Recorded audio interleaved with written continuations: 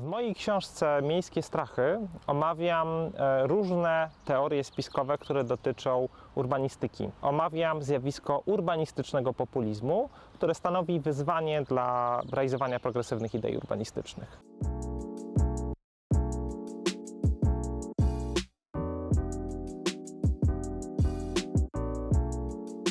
To, co widzicie za mną, w tamtym miejscu, to maszt sieci 5G, czyli sieci piątej generacji, najnowocześniejszego typu bezprzewodowej sieci komórkowej, dzięki której możemy chociażby szybko korzystać z internetu. Istnieje teoria spiskowa na temat infrastruktury tego typu, która mówi, że istnienie takich masztów powoduje choroby w najbliższym otoczeniu, rozsiewa raka u dzieci, powoduje to, że krowy przestają dawać mleko.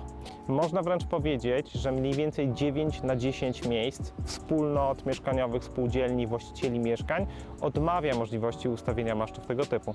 To stanowi duży problem, ale też na przykład mieszkańcy wspólnoty, która znajduje się za mną, zarabiają na tym całkiem sporo pieniędzy, ponieważ wszyscy sąsiedzi nie chcieli skorzystać z tego rozwiązania. Dzięki temu ci ludzie płacą niższy fundusz remontowy, a my jesteśmy w stanie w ogóle używać internetu w naszych telefonach. Jakiś czas temu śmieliśmy się z Kraśnika, który uchwalił strefę wolną od LGBT oraz strefę wolną od 5G. Potem na szczęście zniósł te przepisy, ale to wcale nie jest kwestia tylko małych miasteczek, gdzie lęki tego typu się rodzą. One mogą istnieć tutaj, na warszawskim Grochowie, ale też szczególnie zasłużył się w tej materii Kraków, drugie największe miasto w Polsce, o którym więcej przeczytacie w książce, bo tam między innymi administracja prezydenta Majchrowskiego ustanowiła specjalne stanowisko, które de facto zajmowało się zwalczaniem sieci 5G.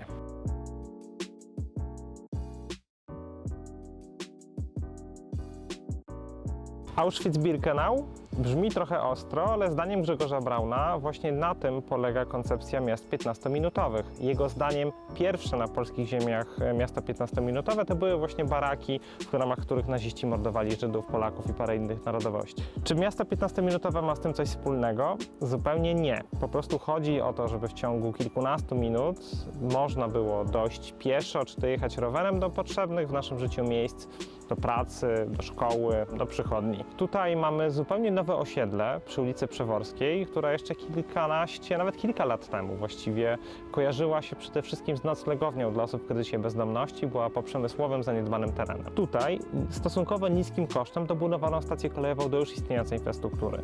Więc właśnie o to chodzi w tego typu rozwiązaniach. Nie rewolucja w naszym życiu, a jeżeli już rewolucja, to w takim pozytywnym sensie, z wykorzystaniem istniejących zasobów. Zmiany, które są związane z nowoczesną, progresywną urbanistyką wcale nie polegają na tym, żeby odbierać wolność ludziom, żeby zmieniać nasze życie, tylko żeby w takich miejscach jak to, w którym jesteśmy, na przykład wykorzystać już istniejącą linię kolejową, dobudować tutaj nową stację i dzięki temu nie musimy wszędzie dojeżdżać samochodami i poprawiamy nasze życie, życie naszych dzieci czy środowisko, które nas otacza.